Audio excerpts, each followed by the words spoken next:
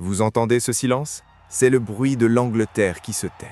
C'est le bruit d'un mythe qui s'effondre.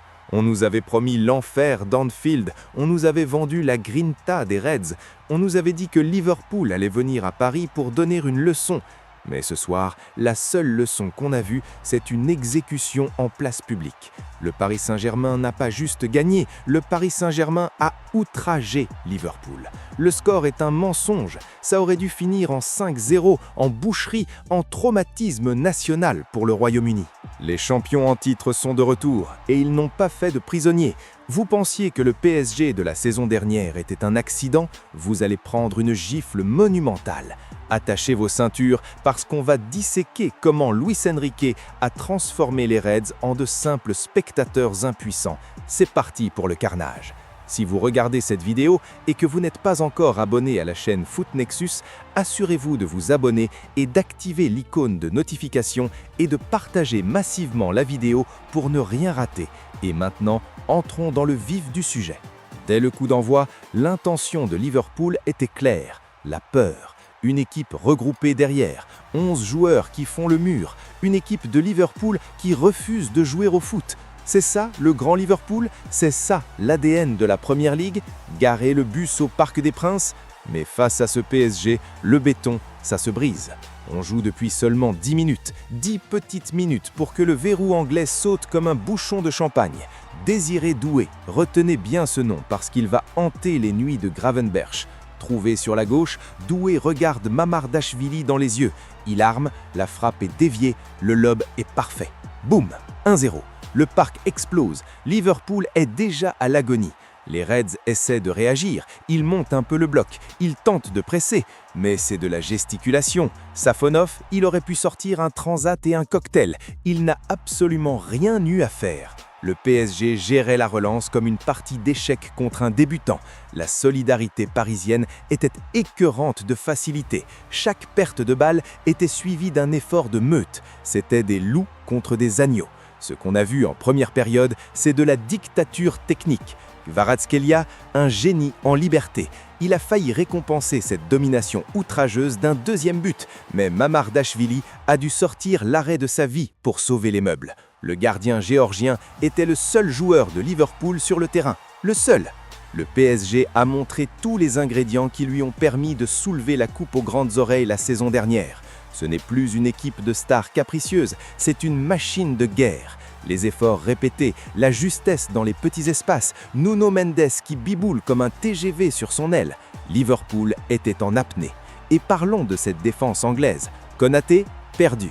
Gravenberch, humilié. Ils ont passé 45 minutes à courir après des ombres. À la pause, le 1-0 est un miracle pour les hommes de Slot. Ils rentrent au vestiaire la tête basse, conscients qu'ils sont en train de se faire dévorer tout cru par l'ogre parisien. La seconde période reprend et on se dit que Liverpool va enfin montrer les crocs. Spoiler, non, rien, le néant. Le PSG continue de pilonner. Ousmane Dembélé a le but du chaos au bout du pied au point de pénalty et il l'envoie dans les nuages. On connaît Ousmane, il aime nous faire stresser, mais ce soir, même ses ratés n'étaient pas graves tellement Paris était au-dessus. Parce qu'à la 65e minute, le génie a frappé. Vitinha Neves dépose un ballon d'amour pour Kvaratskhelia. Et là, le temps s'arrête. Kvara s'amuse, il danse devant Gravenberch, il feinte Mamardashvili, il les met tous dans le vent d'un petit numéro de soliste dont lui seul a le secret. 2-0, c'est fini. À ce moment-là, le match est plié. Liverpool est au tapis, KO debout. Les supporters anglais ne chantent plus, ils regardent le désastre. C'est une exécution chirurgicale. Et si vous pensez que c'est tout, détrompez-vous. Paris aurait dû repartir avec un 4-0 minimum. L'arbitrage, on va en parler. Warren Zaïre-Emery se fait découper par Konaté dans la surface. Pénalty flagrant. L'arbitre siffle, puis va voir la VAR et se dédie. Une blague. Et que dire de cette poussette de Konaté sur Nuno Mendes en fin de match? Encore un pénalty sifflable oublié. Mais vous savez quoi? On s'en fout.